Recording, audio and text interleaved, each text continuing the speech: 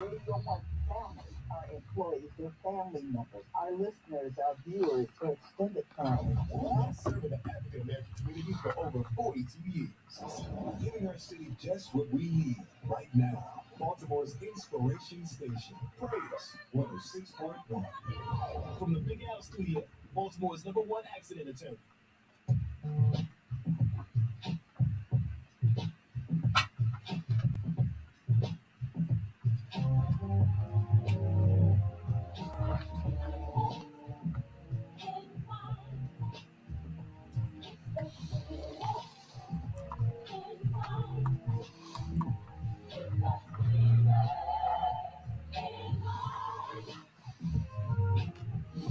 Welcome to the Spirit in Mind broadcast with your hosts, Bishop C. Guy Robinson and Dr. Jonathan Shepard, where we explore faith and mental health perspectives on current affairs.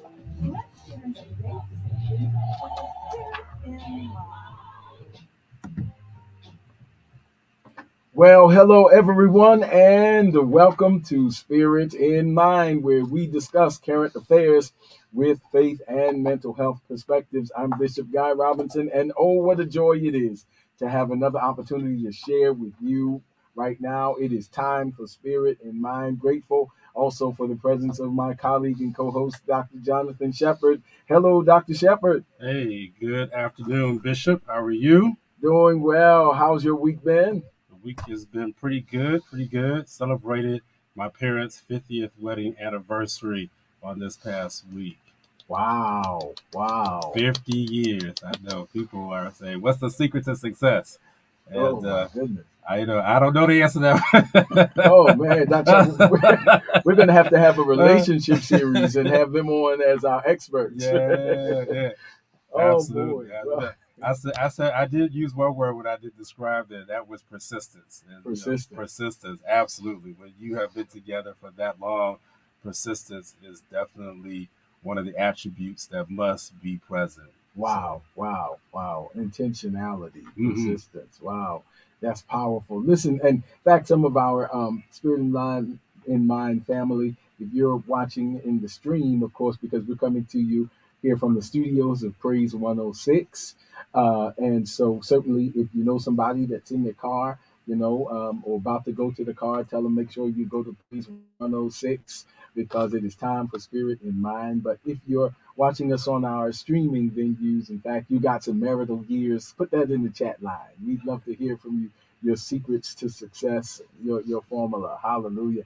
I know the Bible says a three-pronged cord is not easily broken. So since this is Spirit in Mind, even testify of how God has been present in the midst of your relationship. We'd love to hear.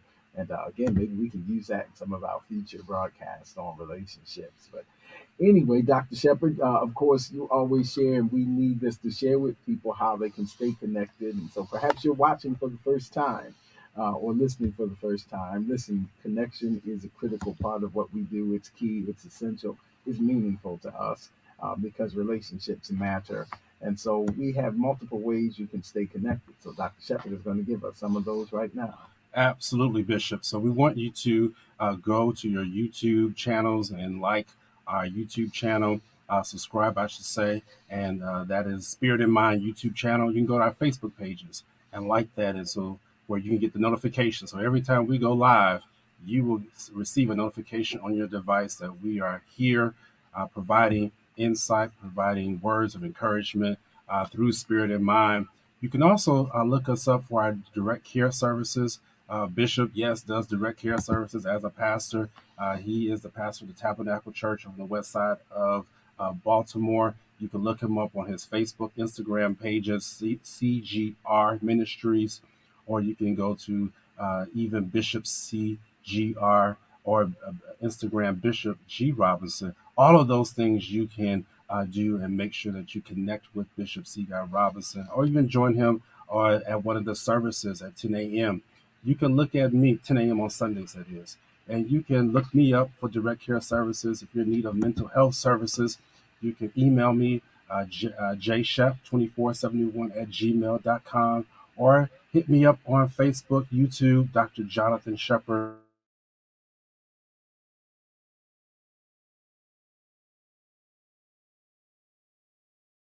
services. As you listen to these shows, as you listen to these broadcasts, you may realize that there's someone that you talk to. Please let me know, and we'll do our best to get you in contact with those persons. Thank you, Dr. Shepard, and thank you, Spirit of Mind family, for staying connected because, again, this is a relationship and it's so key. We thank you for connecting with us.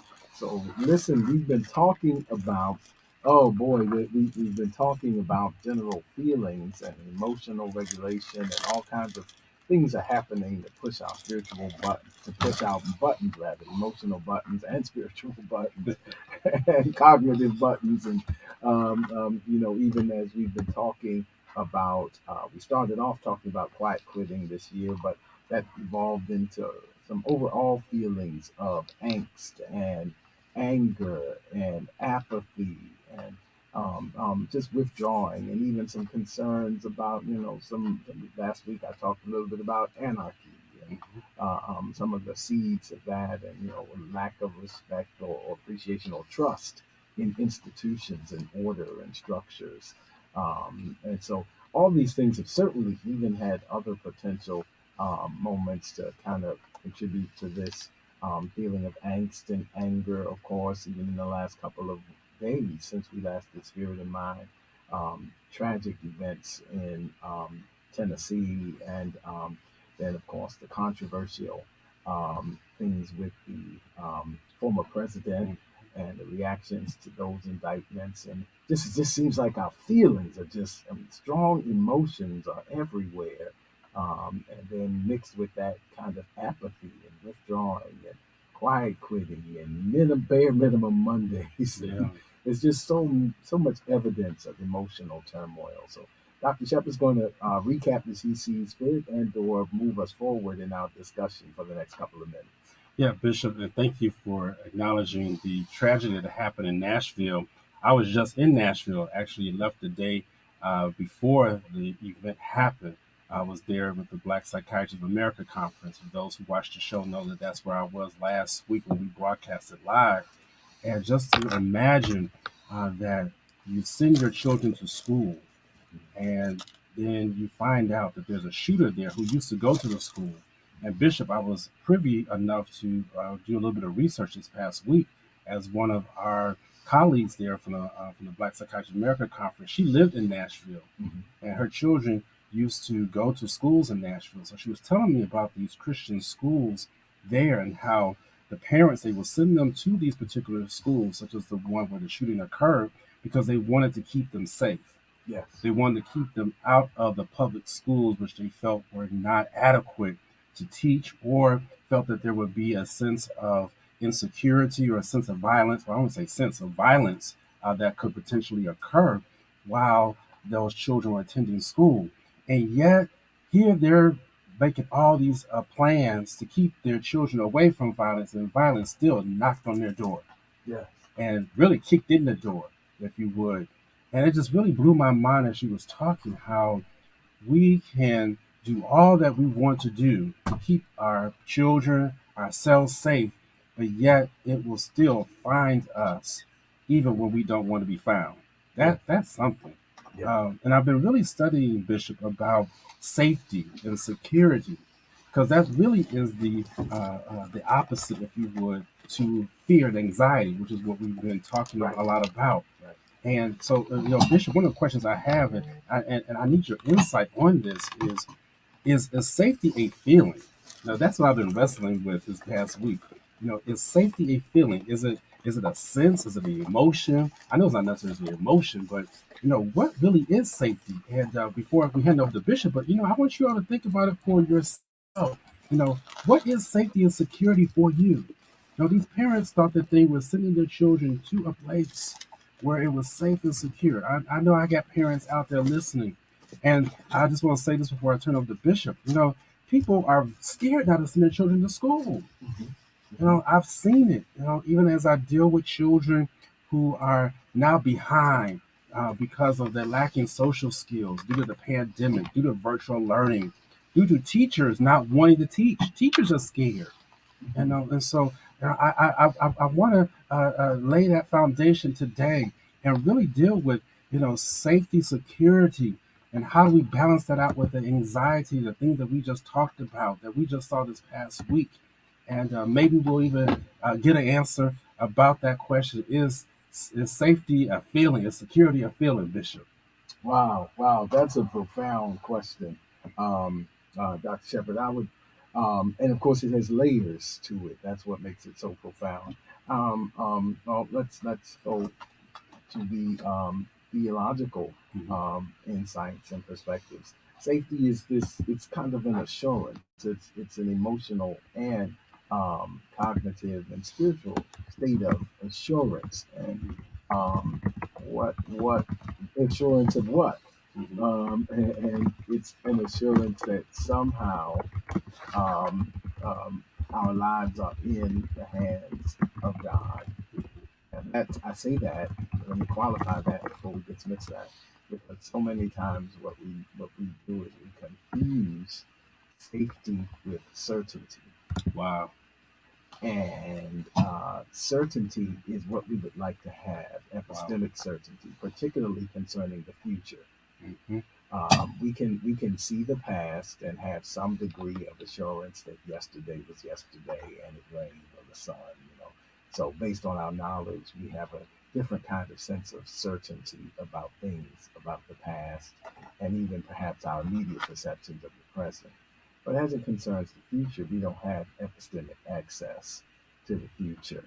We most often have statistical probability, Right. mathematical Right. computations, but that is not absolute certainty. And so we live. Safety is this place of saying that, I trust, and we talk a lot about hope here, Hmm. and I expect ultimate positive outcomes, but that does not mean that I won't go through or there isn't the risk. And every now and then, some things occur in this life that remind us that the scriptures are true when they say the just shall live by faith.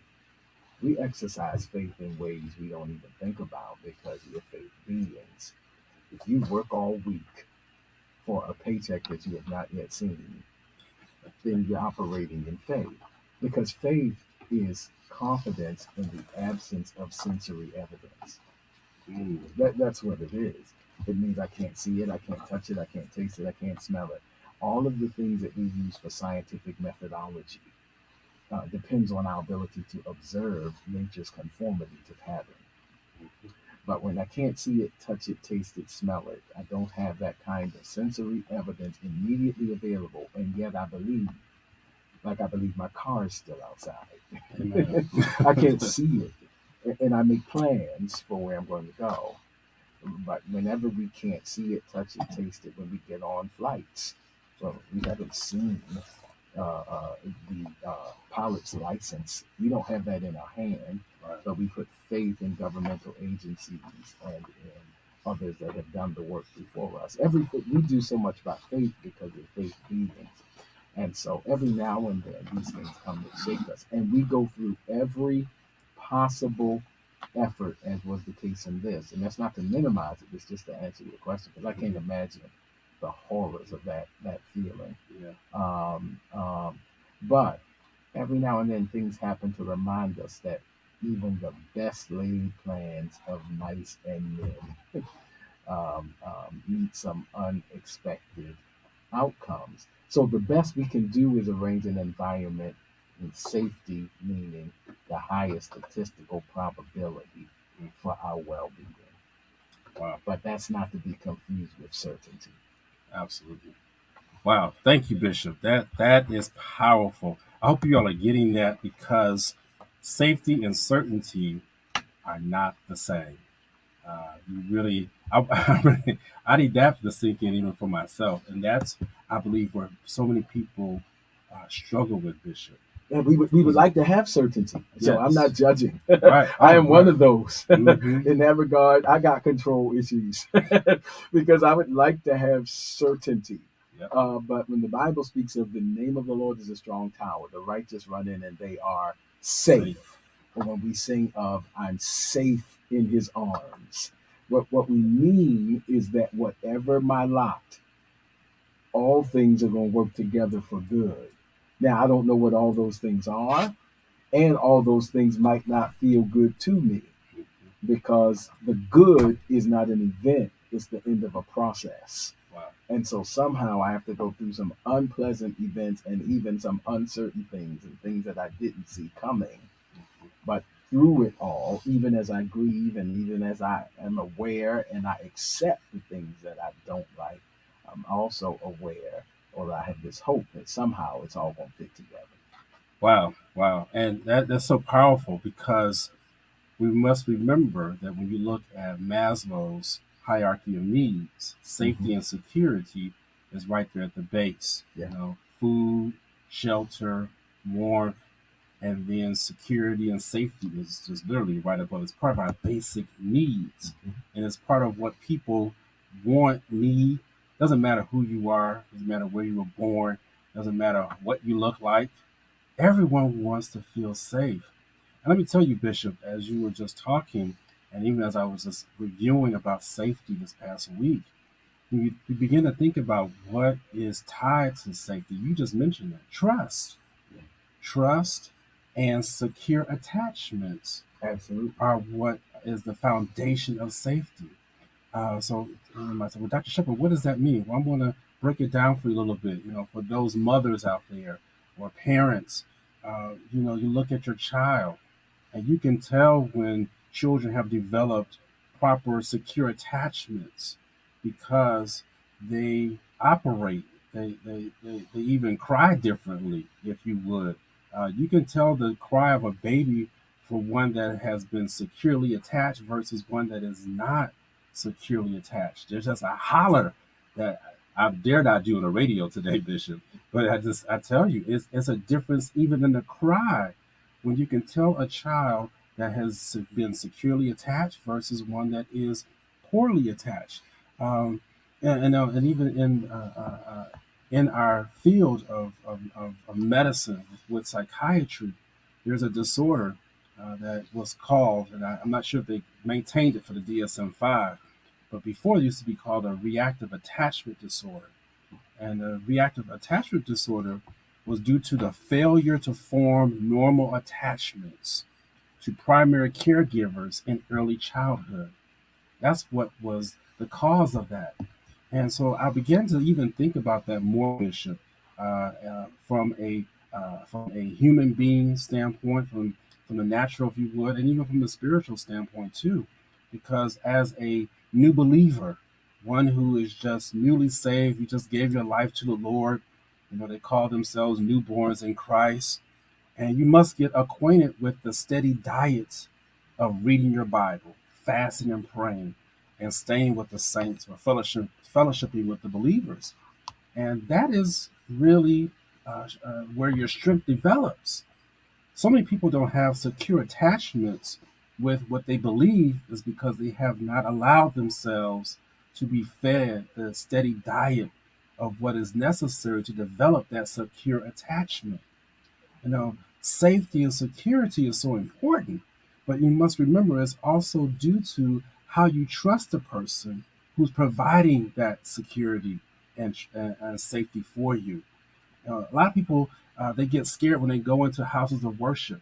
And I was looking even at this article, Bishop, this past week, where it says there's no place safe anymore. Hmm. Places of worship, grocery stores, hospitals, medical office buildings.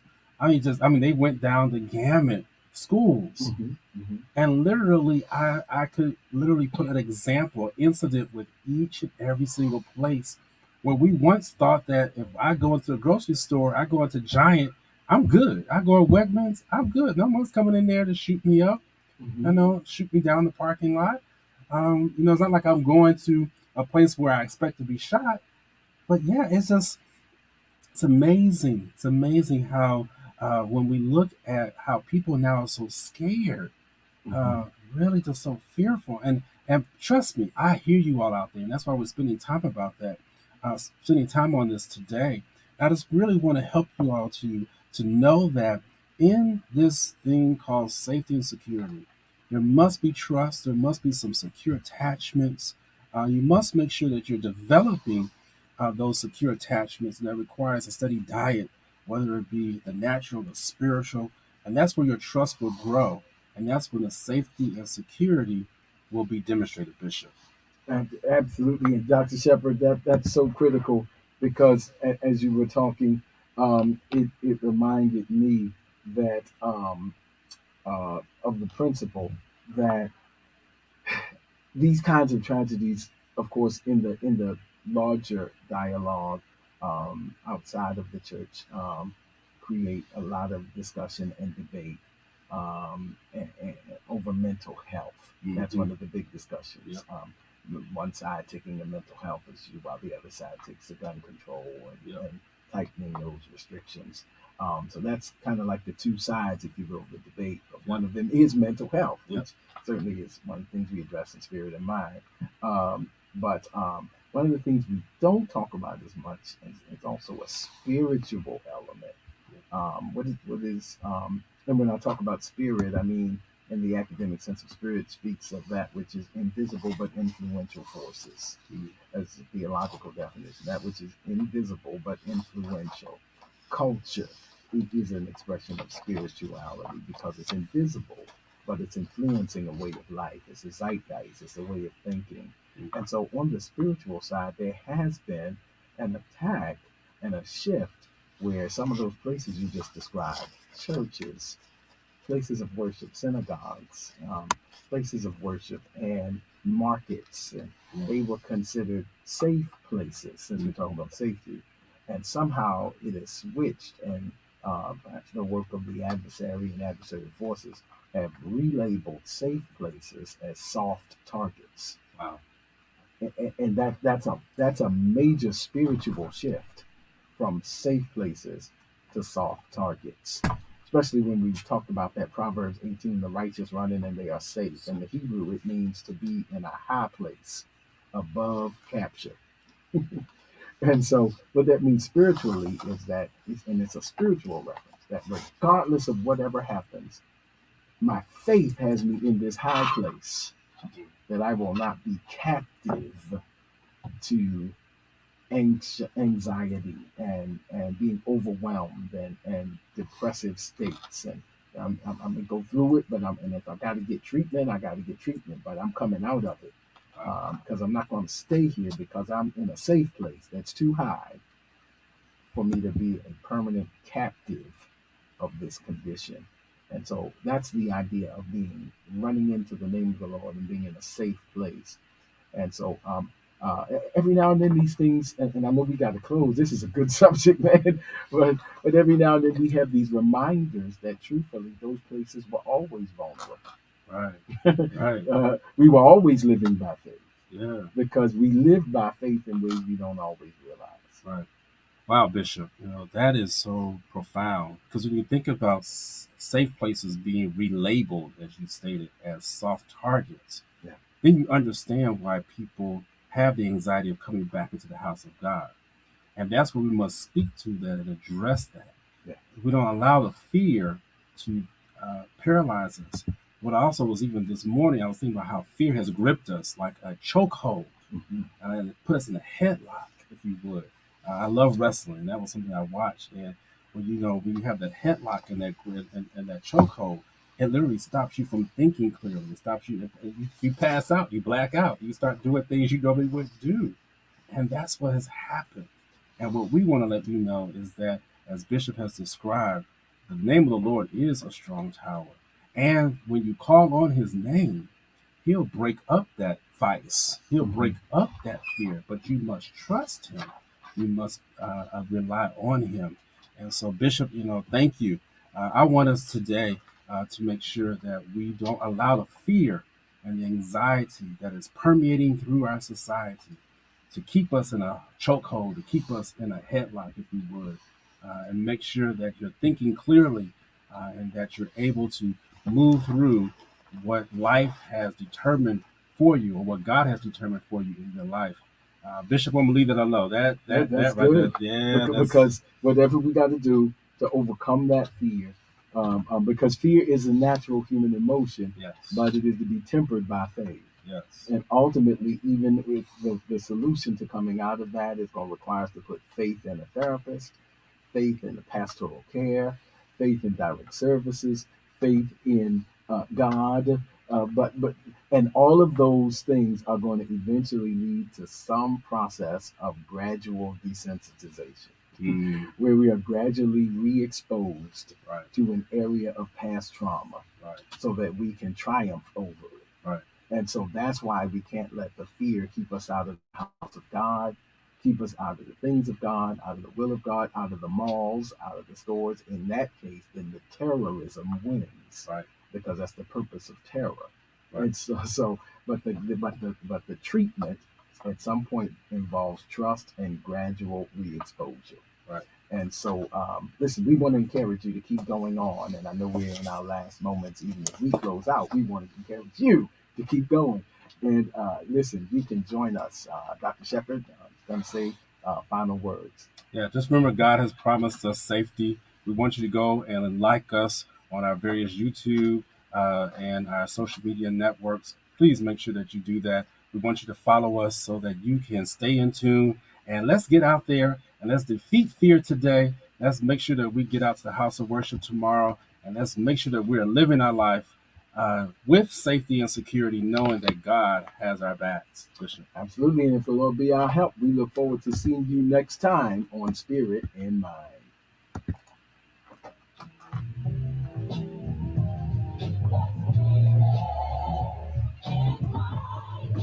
Don't forget to follow us on social media.